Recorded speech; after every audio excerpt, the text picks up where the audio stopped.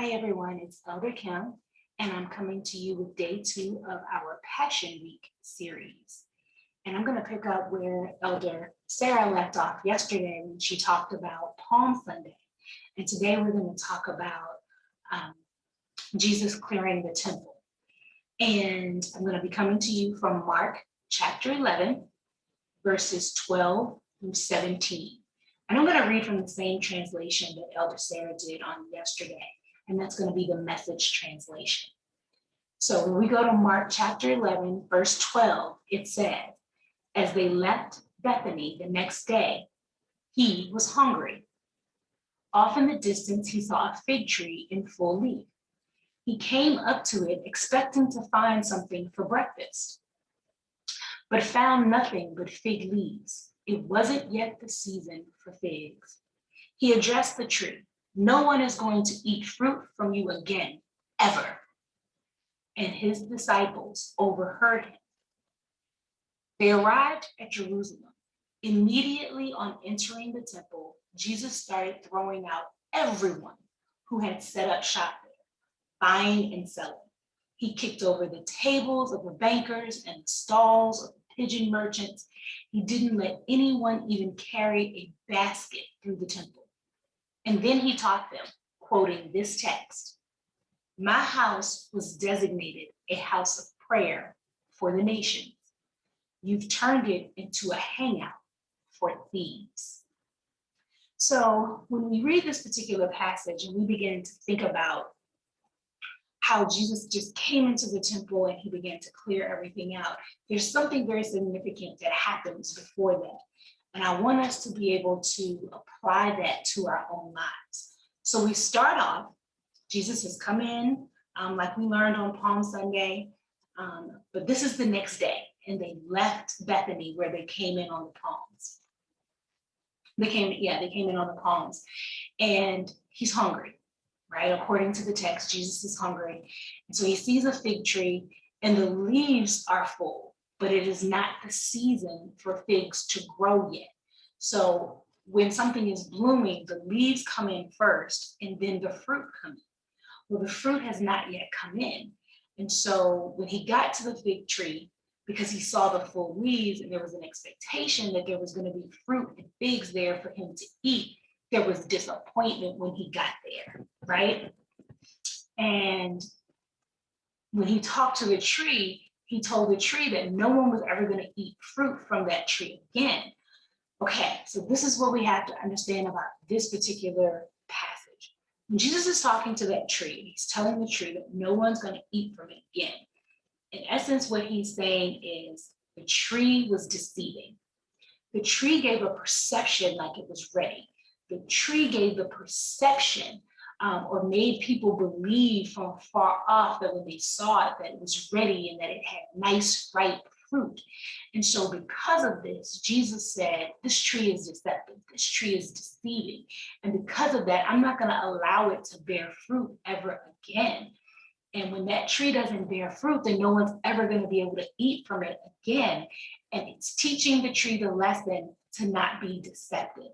And so that's the same way that we have to do. We have to make sure that the outward person that we present to the world and the person that we allow people to see is the real us.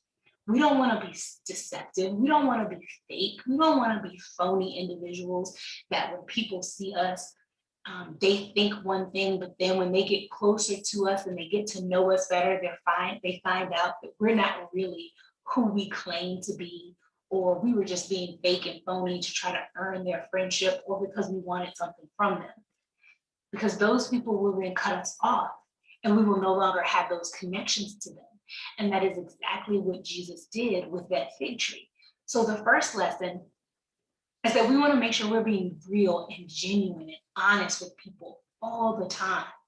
So even when we get asked a question, we tell the truth and we're honest about it, because that's how people get to know us and get to know our character. And the character of that tree told Jesus that nobody needed to eat its fruit again. Because the tree itself was deceptive with its full bright leaves and giving the appearance that it was ready to bear fruit, when in fact it was not harvesting fruit at all. From there, they move on and they arrive in Jerusalem. So they continue on their journey, they get to Jerusalem, and when they get to the Jerusalem, Jesus sees some amazing things happening at the temple that he didn't think he would see. So when he gets to the temple, it says, as soon as he enters the temple, he starts throwing everyone that had set up shop there. Okay, so it's the temple, right? So it's like the church, or the holy place that we go for worship and to pay our tithes and to give our offerings. And so this is a holy space. But it says that Jesus went and he started throwing out people that have set up shop there. So people had kind of made this like their own little makeshift flea market. They had set up their own little stores and they were selling people stuff, and they had tables that were bankers, so people were exchanging money because people came from all over, just think all over the world, to give their offerings and pay their tithes at the temple. And so there were bankers there who would exchange currency. So it's kind of like if I'm traveling to another country and they don't use the US or American dollar, and I have to exchange my money for whatever currency they use in their country. That's what these bankers were doing. And it says that even he kicked out over the stalls of the pigeon merchants. So people were there selling pigeons for people to be able to use for their sacrifice, because sometimes the journey was long, and so people may have started off with animals that they had brought to make their sacrifice or make their offering at the temple, and they might not have made it on the journey. And so when a lot of people, when they got to the temple, they would often buy or purchase the sacrifice or the offering that they were going to make. Well, the problem with this was they were cheating the people. They were deceiving the people. So the money changers, they weren't giving accurate exchanges for the money. And the people who were selling the pigeons, they were price gouging. They were jacking the price up on these pigeons. And so people were having to pay astronomical prices that they never should have had to pay for a penguin, for a pigeon. They never should have had to pay that much. And even the other people that had set up shop there, they were just running up the prices because they knew that the people had gotten to the temple and they were desperate and they were in need. And so they played upon that need. And so the message that Jesus wants us to see in this is that we are not, again, to be deceptive to people. We're not to deceive people. We're not to cheat people.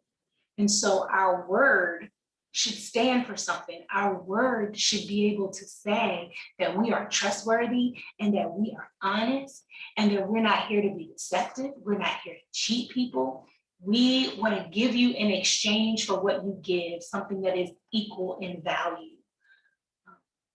And that's what Jesus wanted them to know. And so he used the quote, "My house was designated a house of prayer for the nations." So in other words, he was saying, you guys are doing this at the temple. But this is not what the temple was created for. The temple was created to be a house of prayer. It was created to be a place where people from all over the world could come and they could render up their prayers to God. They could give their thanks, they could give their praise, and they could let God know just how much he had blessed them. And they could also make their prayers known to him, whatever it was that they stood in need of. You know, the same things that we go to church for now. He said, this is why the temple was established. He said, you've turned it into a hangout for thieves. So the people that were there, the people that he was kicking out of the temple, they were cheating the people, they were thieves, they were stealing from them. And this is not why the temple was created. So I want you to think about this. Your body, you know, is a temple, right? And so even though we can't physically be in the church, we can't physically be together, we're still having church, because the church represents our relationship with God. And through that relationship with God, we're able to talk to God, we can pray to God, and guess what? We don't have to pay any money. We don't have to make any offerings to him other than the offering of praise and thanksgiving. Lord, I thank you. Lord, I love you. Lord, I appreciate everything that you do in my life. And then from that, we can begin to pray. We can say, God, I just want you to continue to watch over my family. I want you to bless my family. I want you to keep us all safe, oh God. And so that your body, where you are, the skin that you're in becomes the temple. And so we have to make sure that we don't cheat people as the temple. We don't cheat people. We don't deceive people, but we become trustworthy people of character, so that when people see us, they say, that's a good person. That's a good boy. That's a good girl. They do the right thing. They're honest. They tell the truth and they don't try to cheat people or deceive them. This is why Jesus cleared out the temple. And this is the second day of our Passion Week.